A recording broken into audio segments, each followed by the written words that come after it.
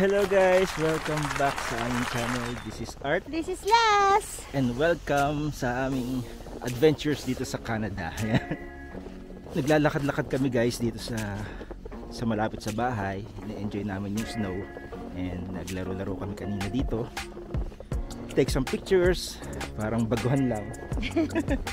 Pero we're actually our second year time experiencing snow. Yes, second winter na namin dito. And it's still magical. At the same time, mahirap. And in today's vlog, pag-usapan natin guys, ano ba yung mga challenges of living in Canada.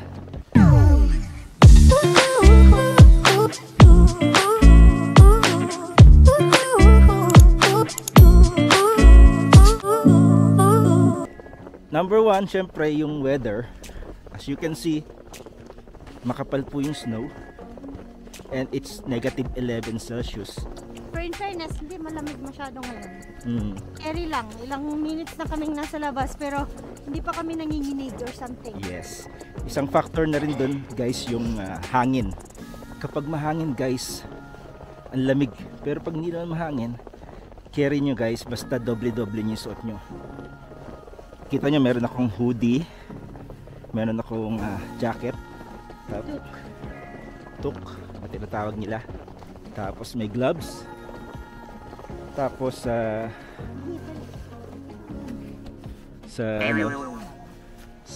pang-ilalim meron kang mga thermal suit. Ayan, snow. Challenge din guys, ang uhog muna tumutulo. Yeah. Kung hindi kayo sanay sa lamig, sa unang taon nyo guys, 18 degrees Celsius pa lang, mangangatog na kayo. Honestly, bumababa pa siya hanggang minus 30 to minus 40. Actually, ang weather ngayon, prediction is 100% ata na snowfall. Oh, so sinamantala namin guys na lumabas kami na nagfo-fall talaga ang snow. Yan, para makita nyo guys yung video ng snow. Yan, ikot tayo. Guys, tingnan yan. Grabe, puting-puti ang paligid.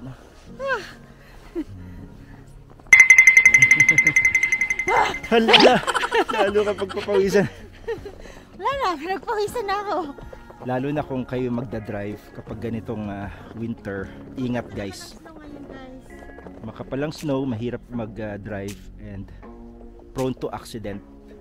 Yun guys, isa sa mga challenges dito sa Canada. Number 2, ano pa yung challenge dito sa Canada? Yung mga taxes guys. Saka yung mga bilihin. Mataas po yung cost of living dito sa Canada. Kaya you have to budget your income. Kasi guys, parang mga 20% to 30% ang kinikita nyo mapupunta lang sa tax. Oh no! Kaya ang mindset dun guys, wag nyo na isipin yung tax. Isipin nyo na lang guys na magkano yung sahod nyo after tax. Yun na yung ilagay nyong mindset. Anong ginagawa mo babe? I heard you! Tapos isa pa sa mga challenges dito sa Canada yung transportation. Hindi katulad sa Pilipinas, may tricycle, maraming taxi. Yung taxi dito, magbubuk ka ng taxi. Kaya necessity dito guys na magkaroon ka ng sariling kotse. Hindi katulad sa Pilipinas na kapag meron kang kotse, mayamang ka. Dito sa Canada, necessity.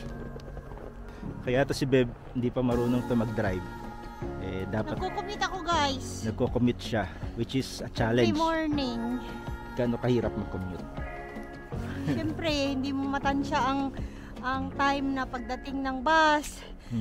So, kailangan mong medyo agahan. Hindi hindi every 5 minutes, no? Hindi, every 20 minutes dito. Depende sa lugar sa ruta ng pinupuntahan ko. Depende siguro sa gustuhin mo man na ay, wag muna ako lumabas kasi malamig, malakas ang snow, pero may iwan ka naman ng bus guys. So, kailangan mong unahan.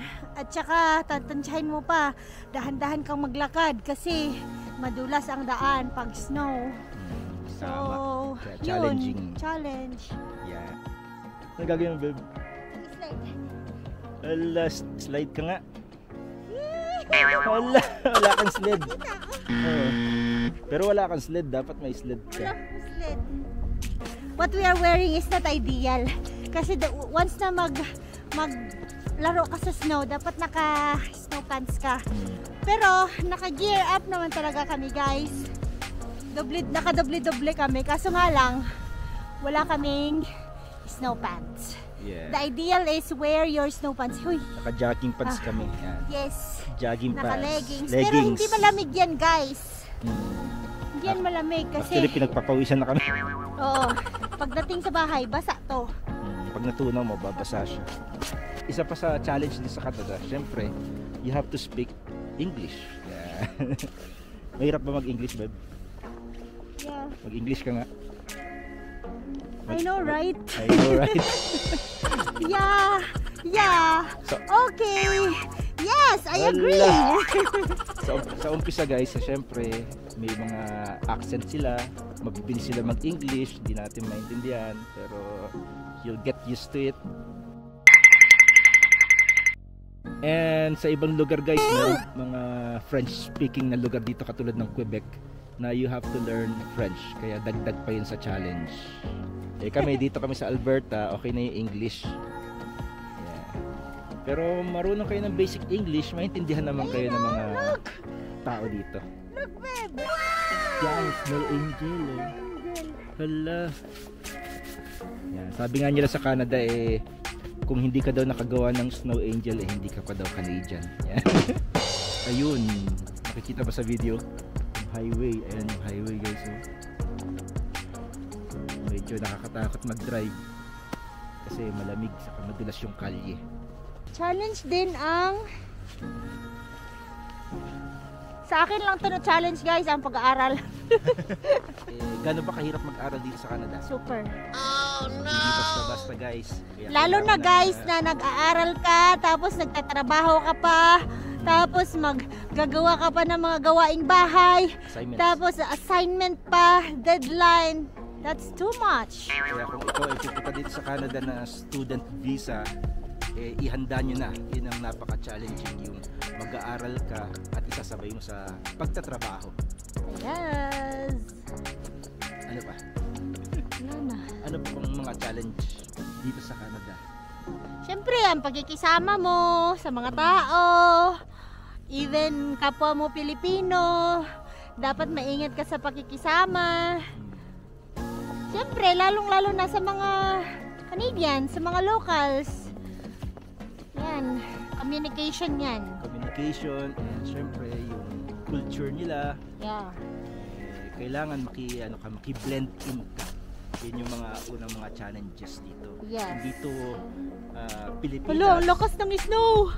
Dito Pilipinas, so yan, lumalakas na yun. Ang lakas ng snow talaga! Ayun oh! So yun lang yung mga major na challenges. Pero marami pa pong challenges dito sa Canada na ibang-iba sa Pilipinas. Kaya kung pupunta kayo dito guys sa Canada, ihanda nyo na guys kasi ibang-iba ang Canada sa Pilipinas. Yes. Pero kayang-kaya nyo yan. Kakayanin natin to. Basta may sipag lang, may tiyaga, siyempre pananalig sa Diyos, kayang-kaya nyo tong Canada. Kung isa ang Canada sa mga pangarap nyong marating sa buhay o mapuntahang lugar. Magre-reklamo pero hindi susuko. Tama. Yun lang guys. Yeah. Maraming salamat sa panonood. Bye! God bless. Bye! God bless! Woo! Till the next vlog. Woo-woosh!